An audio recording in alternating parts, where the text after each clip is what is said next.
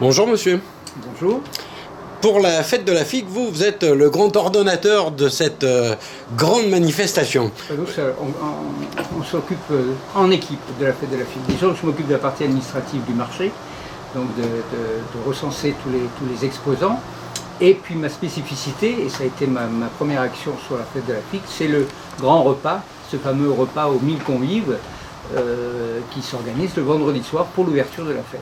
Alors, pour la 19e année, combien d'exposants seront présents? Alors, pour la 19e année, il faut compter 170 exposants à peu près. C'est beaucoup plus que les années précédentes? C'est comme les années précédentes. Mais maintenant, vous êtes arrivé à saturation? Au niveau des espaces, oui, on est bloqué cette année, on refuse là, en ce moment on refuse. On se paye le luxe de refuser, c'est bien. Et au niveau des couverts, alors, comment fait-on pour servir 1000 couverts en même temps? Alors ça c'est notre secret, ça. Normalement on ne doit pas le dévoiler, ça intrigue tout le monde.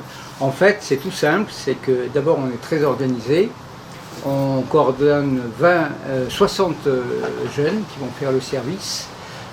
Notre présidente s'occupe de toute la partie achat. On a un chef principal qui est Joali qui s'occupe de coordonner les chefs et qui travaille en amont de la figue pour préparer les menus.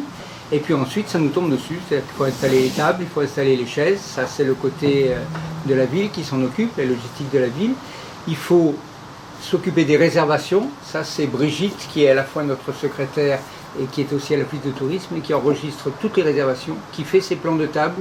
Parce que c'est placé, la fête de la figue, on ne se met pas n'importe où, tout est placé, c'est très organisé. Et après, on lance nos 60 jeunes à l'attaque du repas. Et ça se passe très bien, ça s'enchaîne bien, les plats s'enchaînent bien.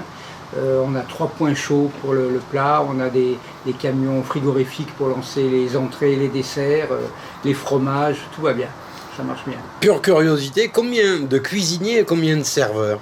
Alors les serveurs, 60. Ça c'est 60, on calcule à peu près un serveur pour 18 personnes à peu près, plus ceux qui vont s'occuper du vin. Après il y a les chefs, donc il y a on va dire 4-5 chefs principaux qui vont s'occuper de confectionner le menu.